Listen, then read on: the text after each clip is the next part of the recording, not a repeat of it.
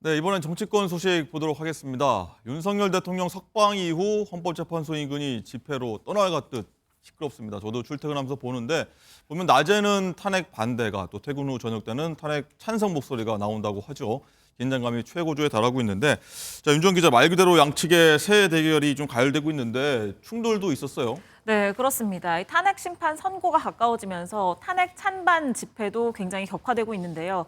지금 주말은 물론이고 평일까지 집회가 이어지고 있는 상황입니다. 네. 이 영상에서 보신 것처럼 어제도 시민사회단체들로 구성된 윤석열 파면 비상행동을 중심으로 서울 광화문에서 대규모 탄핵 찬성 집회가 열렸습니다. 이 경찰 비공식 추산 6천 명 가량이 참석을 했는데 네 개 차로를 차지하고 보신 것처럼 윤석열 구속 그리고 심우정 사퇴 등의 구호를 외쳤습니다. 박찬대 원내대표를 비롯해서 야당의 의원들도 다수 참여해서 연단에 오르기도 했고요. 이 비상행동은 탄핵 심판 선고일까지 매일 저녁 7시에 집회를 진행한다는 방침입니다.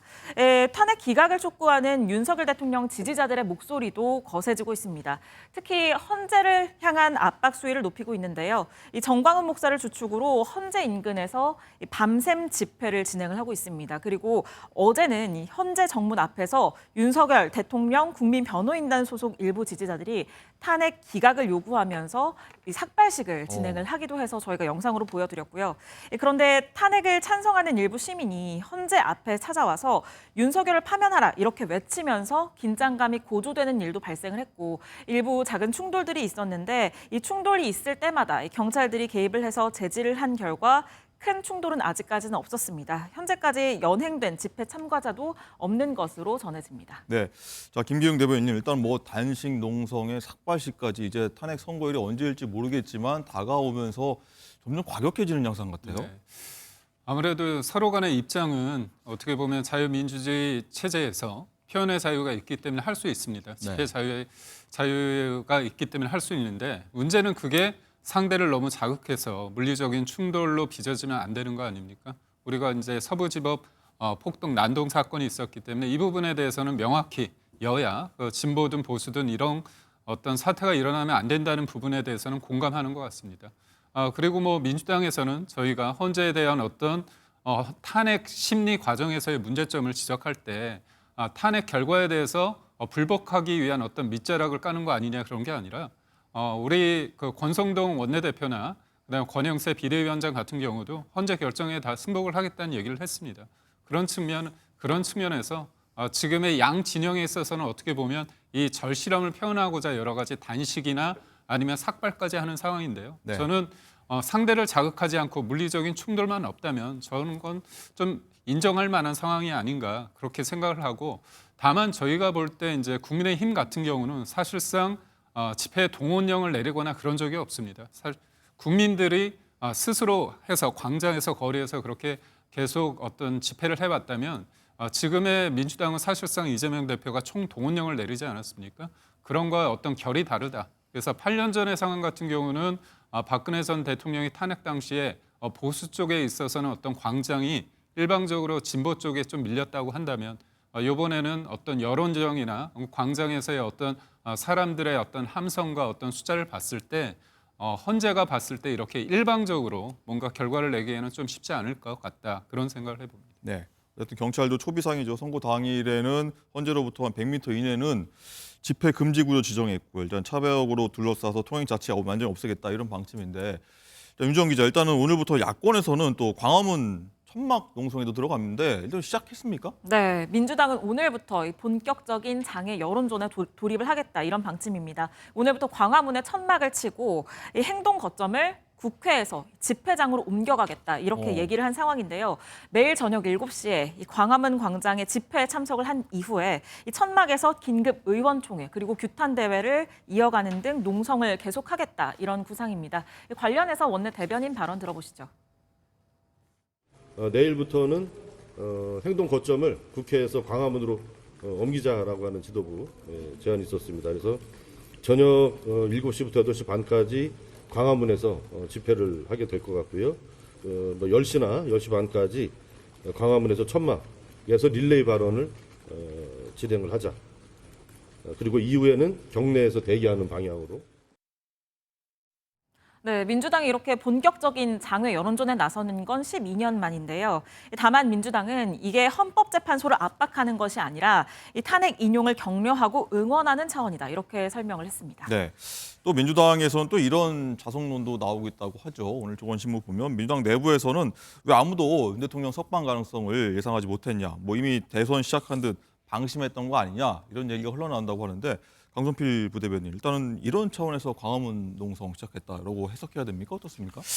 이제 저희 민주당 같은 경우는 윤석열 대통령의 불법적인 비상계엄 이후에 어쨌든 대통령이 천신만고 끝에 체포가 됐잖아요. 그리고 탄핵 결정과 관련해 가지고 11차례의 변론 기일을 보면서 국민들이 윤석열 대통령에게 비상계엄을 선포할 만큼의 딱히 이유가 없구나, 이해를 못했다고 생각을 해요. 그러니까 재판부를 제대로 설득하지 못했기 때문에 탄핵은 인용될 거라고 확신을 하고 있었기 때문에 저희가 사실 장외 집회에 안일했던 마음이 있었습니다. 근데 사실 그럴 수밖에 없는 게 국민의힘 어떤 강성 지지층 같은 경우는 매일 보수 집회를 열면서 강성의 어떤 모습을 보였는데 거기에 저희 민주당과 야당 지지자들까지 겹쳐진다면 그야말로 국민적인 갈등과 혼란이 커질 것을 예상했기 때문입니다. 그런데 어쨌든 간에 대통령이 구속 취소가 됐습니다. 그리고 여기에 대해서 지기현 판사 같은 경우는 지금의 상황이 수사의 적법성, 절차의 정당성이 본인 혼자 스스로 판단하기에는 좀 어렵기 때문에 대법원의 판단을 들어보자라고 했는데 여기까지는 저희가 100번 양보할 수 있지만 검찰에서 여기에 대해서 즉시 항고를 안 해버린 겁니다.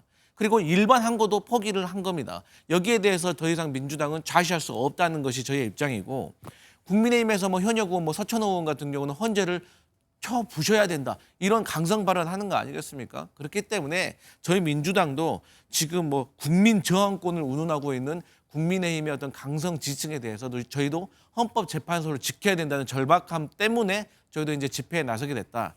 참고로 국민 저항권이라는 거는요.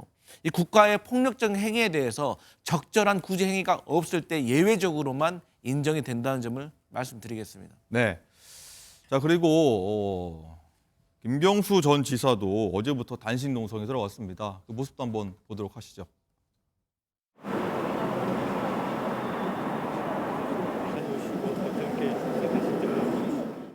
탄핵과 정권 교체를 위해서는 모두가 힘을 합해야 된다는 취지였고요. 그렇게 해서 민주당이 하나의 팀을 만들어야 탄핵도 만들어낼 수 있고 그리고 정권 교체도 가능하다라고 생각했었고요. 지금 민주당이 그런 방향으로 가고 있다. 당의 통합은 더 강화되고 있다. 이렇게 말씀드리겠습니다. 네, 김경수 지사가 어제가 그제 밤부터 단식 농성 시작했다라고 정정해드리겠고요. 자, 김기영 대변인, 일단은 보시면 텐트도 비상행동 텐트 바로 옆에 있던데 네. 탄핵이 될 때까지 기폭제가 되길 바란다라고 하고 있는데 다른 민주당 지도부가 아니라 김경수 지사가 하고 있어요. 어떻게 보십니까? 아무래도 그 김경수 전 지사 입장에서는 탄핵이 인용되면 이제 조기 대선 국면 아닙니까?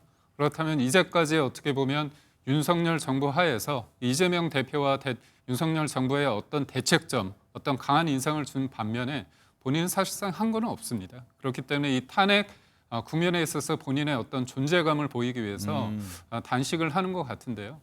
국민들이 특히 또 어떻게 본다면 민주당 당원들이 볼 때 과연 저분이 왜 할까 그런 생각을 들 것 같아요. 국민들이 볼 때는 뭐냐면 이분이 대법원 확정 판결까지 받은 게 뭡니까? 사실상 대선에 있어서 댓글 아닙니까? 그 댓글이라는 건 뭡니까? 민주주의 꽃이라 할 수 있는 어떤 선거에 있어서 뭔가 개입을 한 겁니다. 부정선거라고도 할 수 있는 거 아닙니까? 그런 측면에서 대법원 확정 판결까지 받았는데도 불구하고 본인의 어떤 유죄를 인정하기보다는 뭐라고 얘기하냐면 진실은 아무리 먼 곳에 던져도 되돌아온다. 이런 일종의 궤변을 쏟아냈어요. 그런 분이 대통령을 탄핵하겠다고 이렇게 나서는 거에 대해서 국민들이 과연 납득이 될까 그런 생각을 할 것 같고요. 민주당 당원에서는 어떻게 보면 이재명 대표 중심으로 뭔가 정권 교체를 하고자 하는 어떤 개딸들, 친명 입장에서 볼 때는 뭔가 아무것도 하지 않은 상태에서 조기 대선에서 밥상이 차려지니까 숟가락을 얹는 거 아니냐 이런 쪽으로 좀 볼 것 같아서 그리 큰 반향은 일으킬 것 같지는 않습니다. 네, 강성필 대변인 동의하십니까? 당연히 동의할 수가 없죠. 예를 들어서 김경수 전 지사가 지금 단식하는 게 쉽게 말해서 본인의 어떤 정치적인 목적 때문에 한다고 하는 거잖아요. 그렇게 따지면 저희 민주당이 국민의힘의 박수영 의원이 지역구가 부산이던데 다음에 부산시장 준비하려고 지금 쇼잉하는 것이다라고 하면은 인정하겠습니까? 그렇기 때문에 정치인의 단식은 정말로 결사항전인 거예요. 그렇기 때문에 그 선의를 저는 양당이 좀 폄훼하지 않았으면 좋겠다 이런 말씀을 드리고 김경수 전 지사 같은 경우는 그런 겁니다. 본인이라도 힘을 좀 보태야겠다. 그러니까 구속 취소를 당해서 지금 윤석열 대통령께서 관저로 돌아오시는 걸 보면서 정말로 위기감을 느낀 겁니다. 그런 상황에서 뭐 이재명을 좋아하는 분도 있지만 또 싫어하는 분도 있을 겁니다. 하지만 이재명은 싫어하지만 김경수를 좋아하는 중도층의 국민들도 분명히 있을 거기 때문에 김경수 전 지사로서는 본인이 할 수 있는 게 국민에게 어필할 수 있는 게 이 단식밖에 없다고 생각한 것 같아요. 그래서 단 한 명의 국민이라도 윤석열 대통령에 대해서 탄핵을 통해서 파면을 시키는 것이 옳다라는 주장을 하기 위해서 저런 결사항쟁에 들어간 것이 아닌가 저는 그렇게 해석합니다. 네, 시청자분들도 아마 판단하실 것 같고요. 자, 단식에 들어간 인물들이 김경수 지사뿐만 아니라 윤정 기자 뭐 네. 더 늘어난다고 해요. 민주당 네. 인사들이요. 그렇습니다. 이 탄핵 의원 연대라는 단체 소속의 이 민주당 박수현 의원 그리고 김준혁 민형배 의원 또 진보당 윤종호 원내대표도 오늘부터 단식을 하기로 결정을 했습니다. 네. 어제 민주당의 의원총회가 있었는데 이 의원총회에서도 이 내용이 보고가 됐다고 하거든요. 관련 목소리 들어보시죠. 사실은 박수현 의원님이 그 대표 맡고 계신 데서 민영배 의원님, 박수현 의원님, 윤종호 의원님, 김준혁 의원님 뭐 이런 분들이 헌재 앞에서 민주당이 하는 건 아니고 탄핵연대 의원 모임 이런 데서 단식을 하시기로 했다 이런 개별적인 보고가 있었습니다. 네, 이런 소식이었고요. 그리고 차기 대권 주자로 꼽히는 김동연 경기지사도 어제 6시 퇴근 직후부터 수원역에서 윤 대통령 탄핵 촉구 1인 시위를 진행을 했는데 뭐랄까요, 봉변을 당했다고 합니다. 어떤 일이 있었는지 한번 영상으로 확인해 보시죠. 윤석열 대통령이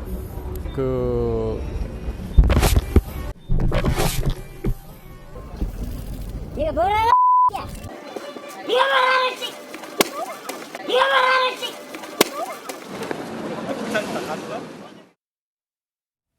네, 김경 대변인 일단 되게 큰 일이 벌어질 뻔했는데 다행히 김 지사가 이 맥주 캔 시민이 네. 던진 게 안 맞았다고 하는 다행이긴 한데 왜 저런 현상이 벌어졌다고 보십니까?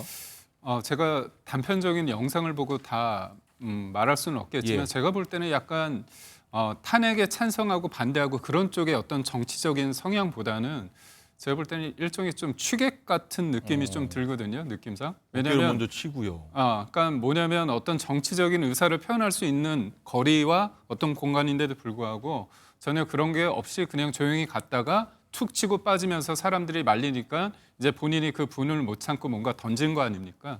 그렇기 때문에 뭐 경찰 조사를 통해서 충분히 알아봐야겠지만 어떤 정치적인 어떤 본인의 어떤 견해를 말하기 위해서 저런 행동은 아닌 것 같습니다. 하지만 목적과 상관없이 저런 행동에 대해서는 분명히 법적인 어떤 처벌을 받아야 된다고 보고요. 저거는 적절하지 않은 어떤 폭력이라고 할 수 있습니다. 네, 강경필 부대변인 일단은 뭐 지지하지 않는 인물로 보이긴 합니다. 정치 네. 성향이 다른 분으로 보이는 한데 물론 추측입니다만 어떤 현상이라고 보십니까?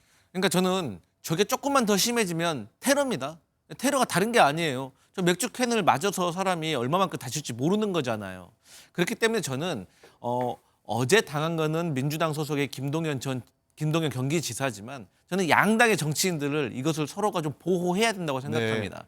그렇기 때문에 저는 국민의힘에서 저런 행동에 대해서는 이번 사건만큼 좀 강하게 좀 항의를 좀 해줘야 된다고 생각하고 탄핵 심판이 다가올수록 네, 그런 일이 그렇기 많이 때문에 일어날 수 있어요. 국민의힘 정치인들이 저런 봉변을 당했을 때 또 민주당도 거기에 대해서 좌시하면 안 된다라는 네. 거거든요. 그러니까 이것을 서로의 진영에 대해서 좀 지켜줄 생각을 해야지 이것을 방관한다면 저런 테러 행위들이 더 커질 수가 있기 때문에 저는 저런 옳지 않은 행동에 대해서는 좀 적절한 처벌이 있어야 된다 그런 생각합니다. 네, 어쨌든 저런 일이 벌어지는 것도 혹시 최대 관심인 탄핵 심판 선고일이 다가오면서 긴장감이 좀 고조되기 때문이 아닌가 싶은데 일단 윤정 기자 일단은 이 선고일 날짜 좀 얘기를 해보면 국민의힘에선 변론 재개를 계속해서 해보자 이렇게 좀 주장하는 목소리가 네. 좀 나오고 있는 상황인 반면에 윤 대통령 측에서는 변론 재개 요청을 안 할 거다 이런 얘기가 좀 어제부터 좀 흘러나오는 것 같은데 이 서로 다른 입장입니다. 왜 다를까요? 네, 이 권성동 원내대표도 그렇고 여권에서는 절차적인 한결이 있었다라는 이유 때문에 이 헌법재판소가 탄핵 심판 변론을 재개해야 한다 이런 요구를 계속해서 하고 있습니다. 하지만 윤석열 대통령 측은 이 변론 재개를 따로 요청을 하지는 않는 걸로 어떤 잠정 결론을 내린 것으로 지금 네. 보여지는 상황인데요. 일단은 변론 재개를 요청한다고 해도 이게 받아들여질 가능성 자체가 현실적으로 크지가 않은 상황에다가 지금 현재 선고일이 정해지지 않은 상황에서 굳이 변수를 만들지 않겠다 이런 전략으로 풀이가 됩니다. 특히 헌재가 변론 재개를 받아들이게 되는 경우에 마은혁 헌법재판관 후보자가 임명이 될 가능성이 있거든요. 그 네. 사이에 그렇게 된다면 오히려 리스크를 키울 수 있다 이런 점을 고려를 한 것으로 보이는데 이 마 후보자 모두 아시는 것처럼 진보 성향이 굉장히 뚜렷하기 때문에 네. 탄핵 심판에 참여하게 되는 경우 윤석열 대통령에게 매우 불리해질 수 있다 이런 점을 고려를 한 것으로 보입니다. 윤 대통령은 지금 현재 관저에서 계속 칩거를 하고 있는데 저희가 어제도 전해드린 것처럼 이 국민의힘의 지도부를 그제 저녁에 관저에서 잠깐 만났다고 하거든요. 더 자세한 내용 직접 들어보시죠. 어젯밤 8시부터 8시 반 정도 한 30분 정도 권영세 비대위원장 그리고 권성동 원내대표가 윤석열 대통령을 찾아뵙고 뭐 이런저런 말씀을 좀 나누셨다는 말씀을 드리겠습니다. 한 30분 정도 식사하신 건 아니고 차 한잔 하시면서 앞으로도 우리 당을 우리 지도부가 잘 이끌어 나가달라 그런 당부가 있어요. 야당에서 당회 집회나 그런 거 좀 하고 뭐 그런 얘기에 대해서 전혀 없었고 뭐 대통령께서도 지금 나온 지 뭐 하루 이틀밖에 안 된 상황이니까 긴 얘기 안 하고 뭐 건강과 관련된 안부 묻고 저기 앞으로도 좀 잘해달라는 취지하고.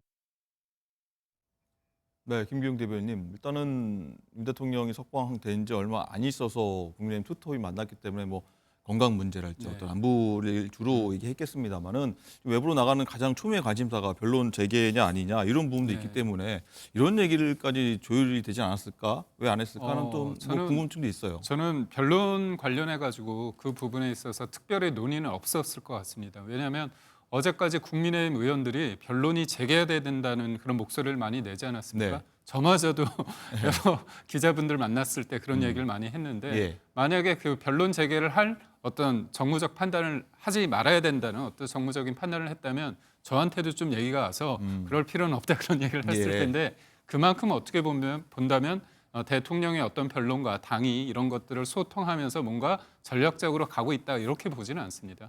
그러니까 지금 국민들이 대통령이 만약에 관저로 복귀한 상태에서 어떤 구체적인 메시지가 나왔을 때 그게 도리어 긍정적인 것보다는 부정적으로 흐를 수 있고요. 무엇보다도 헌재 재판관들이 그걸 볼 수 있습니다. 그래서 저는 가급적이면 굉장히 낮은 자세로 겸허하게 헌재의 어떤 결정을 기다려보는 게 굉장히 중요하다고 대통령 또한 그렇게 생각하고 있고 네. 저는 당 지도부도 그렇게 생각하고 있기 때문에 어떤 전략상의 어떤 것들을 논의를 해서 그거를 역할 분담을 한다 그렇게 보지는 않습니다.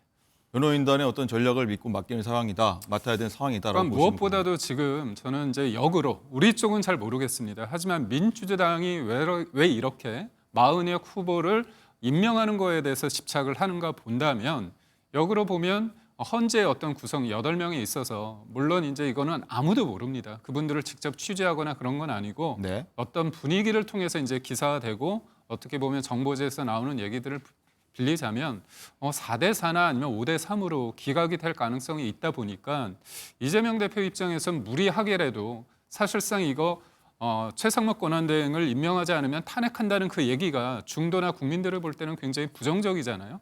그런 걸 감수하면서까지 뭔가 이렇게 임명을 압박한다는 거는 역설적으로 헌재의 어떤 분위기가 본인들한테 유리하지 않는다는 거를 반증하는 게 아닐까 그런 생각을 해봅니다. 그렇군요. 강선필 부대변인, 일단은 법조계를 보면 변론 재개가 좀 이뤄질 가능성은 좀 낮게 보인다라고 하는 게 오늘 조간신문들에서 많이 찾아볼 수 있었는데 어쨌든 윤 대통령 구속 취소 등 추가 변수가 생기면서 논란을 줄이려고 일단 재판관들이 이 수기를 더 거칠 수 있다, 뭐 평일 좀 더 할 수 있다 이런 얘기가 흘러나옵니다.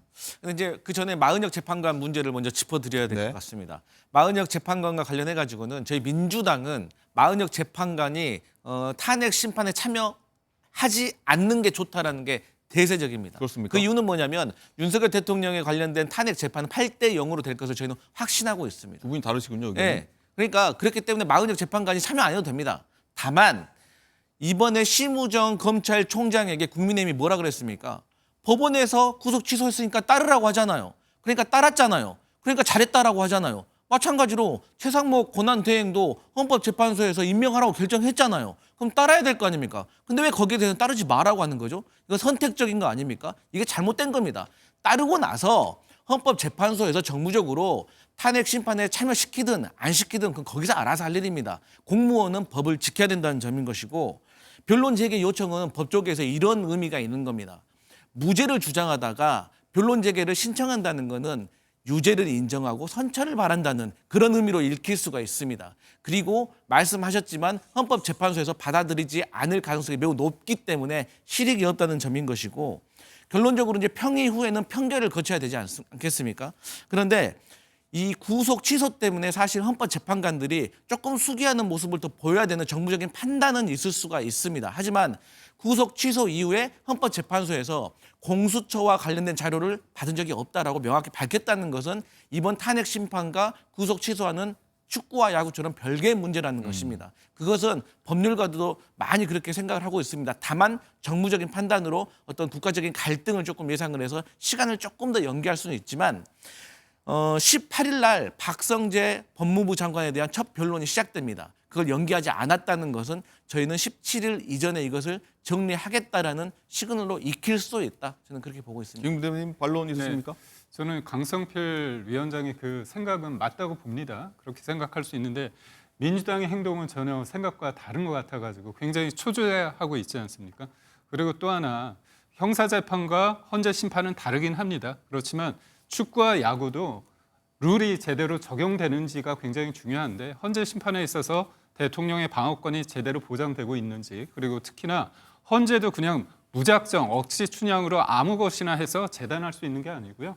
헌재법과 형사소송법을 기초해야 되는데 형사소송법 예를 들어서 재판이나 소추 중에 있는 거 수사기관에 있는 수사 중인 내용을 송부할 수 없는데 가져다 썼습니다. 그리고 기일 지정도 일방적으로 하고 있고요.